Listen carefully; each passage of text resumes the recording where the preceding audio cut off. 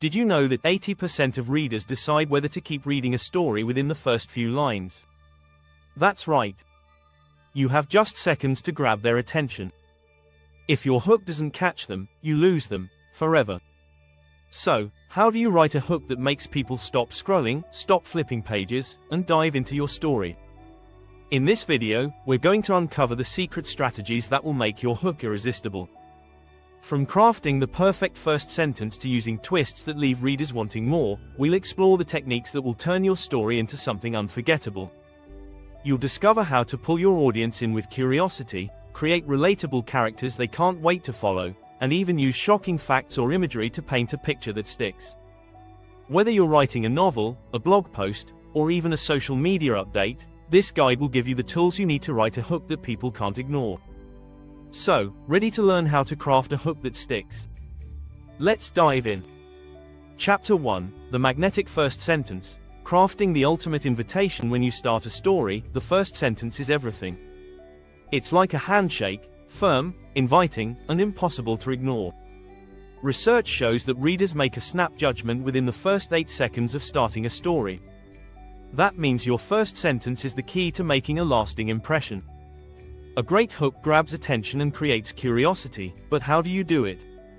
Start by using tension or a provocative statement. Take this line from The Hunger Games: "When I wake up, the other side of the bed is cold." Simple, right? But it immediately raises questions. Who is she? Why is she alone? You don't even need a dramatic sentence to make people lean in. A small hint of mystery will do the trick. Make sure that your opening makes your audience want to know more, and not just because it's vague, but because it promises something exciting ahead. A good hook isn't about being mysterious for the sake of it. It's about giving just enough to spark curiosity. If you're not sure where to start, think of it this way: what question does your story answer? Starting with that question can pull the audience in instantly. For example, in Life of Pi, the first sentence is, "My suffering left me sad and gloomy." That one line sets the emotional tone for the entire book. Another strategy is to show, don't tell. Instead of directly saying something like, "It was a dark night," you could describe the way shadows creep across the ground, or how the air feels heavy. Using vivid imagery makes your opening line stand out. This simple technique can instantly put your reader inside the story, feeling the same way your protagonist does. If you're writing a non-fiction story, start by surprising your reader with an interesting fact. Did you know that we process images 60,000 times faster than text? Try starting with a mind-blowing statistic or an unusual fact, like this one: humans are the only species on Earth that can speak, but we only use 20% of our vocal cords. It'll force your reader to pause and think, wait, what? Also, keep your language fresh and free of cliches. No one wants to read another "Once upon a time" or "It was a dark and stormy night." Instead, create a sentence that feels real and raw. It'll draw readers in because it doesn't sound like anything they've heard before. Finally, remember that less is more. Don't bog down your first sentence with too much description or backstory. It's like meeting someone new: start with a strong handshake, then leave the rest of the conversation for later. Chapter 2, The Curiosity Factor. Keeping them on the edge of their seat. What makes someone keep reading your story? It's curiosity. When you introduce an element that's a bit mysterious or unexplained, people are naturally curious to know more. In fact, a study by psychological science found that humans are hardwired to seek out information, and if you leave a gap in knowledge, it's nearly impossible to resist filling it. Think about the opening of The Girl on the Train: "I am now, and have been for some time, a woman on a train." Right away, the line makes you ask, who is this woman? What's her story? You don't know anything about her, but you need to find out. The best hooks keep readers on edge by withholding just enough information to keep them turning pages. A great way to generate curiosity is to create a paradox or contradiction. For instance, opening with something like, "I never thought I'd survive the night, but here I am, writing this down," immediately raises questions about why the night was so perilous. What happened? Why did they think they wouldn't make it? Similarly, you could start by asking a provocative question. In The Alchemist, Paulo Coelho uses the question, "Why do we suffer?" It's simple but profound. and it sets the stage for an exploration that grabs attention from the get-go. A question not only sparks curiosity but also invites the reader to become an active participant in solving the mystery. If you're writing fiction, consider leaving a cliffhanger at the beginning. A small but shocking event, like a car crash or a character disappearing, can immediately pull your reader in. One of the best examples of this is from the Da Vinci Code. The phone rang, interrupting my thoughts. You don't know who's calling, why they're calling, or what's going to happen next, but you're hooked. In non-fiction, you can also use curiosity by making bold claims or presenting a mystery that needs solving. For example, a history book might begin with, in 1913, the greatest treasure of the Roman Empire disappeared without a trace. No one has ever found it. Now, the reader's mind starts racing, wondering what happened to that treasure. Remember, curiosity is like a fire, it has to be fed. Don't give too much away. If you leave enough unanswered questions, your audience will be eager to continue to find the answers. The key is balance. Keep your hook simple but impactful, and tease just enough information to keep them guessing. If you're enjoying these tips, don't forget to hit the subscribe button. Stay tuned for more insights on how to write stories that captivate and engage. Chapter 3: The Power of Conflict. Setting the stage for drama. Conflict is the heartbeat of any great story. It's what keeps your audience hooked. Think about the most iconic stories in history. What drives them? Struggles, challenges, and tough decisions. No one wants to read a story about an easy life. We want to see the battle, the rise, the fall, and the triumph. That's why starting with conflict is such a powerful hook. In Moby Dick, Herman Melville opens with, "Call me Ishmael." At first glance, this seems simple, but it's loaded with significance. Ishmael's name alone hints at his position as an outsider, someone who doesn't belong. This creates immediate tension, as the reader wonders, why doesn't he belong? What's his conflict? Conflict doesn't always have to be grand, it can be something internal or personal. In The Catcher in the Rye, Holden Caulfield's emotional turmoil is at the heart of the story. His opening line, "If you really want to hear about it, the first thing you'll probably want to know is where I was born," creates a sense of unease right away.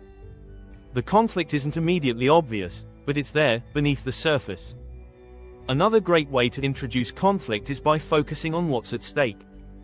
In The Great Gatsby, Fitzgerald immediately hints at the idea that something big is coming. By mentioning Gatsby's mysterious wealth and his obsession with Daisy, the reader feels the tension in the air. You know there's something to lose, and that alone keeps you reading. Conflict can also be external. In The Road, Cormac McCarthy opens with a bleak, dystopian world. The tension comes from the dire circumstances, the constant struggle for survival. The atmosphere of doom hooks the reader, making them desperate to know how the characters will make it through. Don't forget the universal truth: people relate to struggle. Conflict humanizes characters and makes them relatable. It's why audiences cheer for underdogs, and why we celebrate victories after a hard-fought battle. So, if you can start your story with a conflict, whether internal or external, you've got yourself a hook that will make your audience lean forward. The key here is stakes. Your conflict should feel urgent, and the consequences should feel real. Think about Harry Potter and the Sorcerer's Stone. J.K. Rowling doesn't waste time. She shows Harry's struggles with the Dursleys right away, setting up the central conflict of good versus evil that will unfold through the rest of the series. Whether you use personal conflict, a life-threatening situation, or a psychological struggle, make sure the reader feels like the stakes are high from the very beginning. If your audience feels the weight of the conflict early on, they'll be glued to the pages, eager to see how it resolves. If you haven't subscribed yet, do so now. We're diving deeper into how to make your writing compelling and irresistible in the next chapters. Chapter 4: The Relatable Connection. Crafting hooks that speak to the heart. One of the most powerful ways to hook your audience is through connection. If your readers can relate to what's happening in your story, they'll keep reading. This connection is often emotional, which is why starting with a line that resonates can be incredibly effective. In To Kill a Mockingbird, Harper Lee uses this technique early on when she writes, "Macomb was a tired, poor, sick town, but it was still a good place to live." Right away, readers can relate to the idea of being in a place that feels familiar, even if it's imperfect. It gives us a feeling of nostalgia, and before you know it, we're hooked on Scout's world. Relatability comes from tapping into universal human experiences: love, loss, fear, ambition. For instance, think of the opening of A Little Life by Hanya Yanagihara. It was the best of times, it was the worst of times. This line immediately feels familiar. We've all felt like we were living in the tension between these two extremes. It makes us want to know more about what happens to these characters because they feel like us. You can also make your story feel relatable by using simple, everyday language. In The Fault in Our Stars, John Green writes, "I fell in love the way you fall asleep, slowly, and then all at once." The simplicity of this sentence makes it universal, and it instantly pulls readers in. By using metaphors like this, you invite your audience into a world they feel they know and understand. Humans are social creatures, and we naturally connect with stories that reflect our own lives. A relatable hook can also invite readers to empathize with your character's journey. In The Outsiders, S.E. Hinton captures this when Ponyboy Curtis opens with, "When I stepped out into the bright sunlight from the darkness of the movie house, I had two things on my mind: Paul Newman and a ride home." This simple, personal statement immediately makes readers feel they're stepping into Ponyboy's shoes. Chapter 5, The Unexpected Twist. The art of subverting expectations in the world of storytelling. Nothing is more thrilling than a good twist. When you start your story in a way that subverts your audience's expectations, you create a hook that sticks. People love surprises, and when your opening throws them off guard, they'll keep reading to figure out how it all makes sense. Take Gone Girl by Gillian Flynn, for example. The novel starts with a seemingly harmless line, "I'm so much happier now that I'm dead." This completely flips the reader's expectations. You're immediately pulled in because you don't understand what just happened. That's the magic of a twist. It forces your audience to question everything. One of the most effective ways to use an unexpected twist in your hook is to challenge common assumptions. In Shutter Island, Dennis Lehane does this with the opening line, "The day is foggy as I step out of the car and into the air-conditioned heat of the compound." This seemingly ordinary introduction becomes unsettling as you learn more about the plot. The twist comes in the form of the characters' motives and the truth about the island itself, which becomes clear only later in the story. Chapter 6, The Visual Imagery. Painting a picture they can't ignore. A picture is worth 1,000 words, and in storytelling, that's never truer than when you're crafting a hook. Starting your story with strong, vivid imagery helps your reader see, hear, and feel the world you're building. It's a technique that immediately pulls them into the scene. In The Road, Cormac McCarthy opens with, "The man and the boy stood beside the road and looked at the ashes of the world." This line is packed with visual power. It's not just describing a scene, it's creating a world. You can feel the desolation, the emptiness. The starkness of it compels you to keep reading to understand what happened. To create powerful visual imagery, focus on the senses. Don't just describe what things look like, describe what they sound like, feel like, even smell like. In The Night Circus, Erin Morgenstern writes, "The circus arrives without warning. No announcements precede it. It is simply there, when yesterday it was not." This description makes you picture the sudden appearance of a magical circus, and that image lingers in your mind, drawing you further into the story. Before we wrap up, hit that subscribe button and make sure you don't miss any future tips and tricks on how to master storytelling and keep your audience hooked.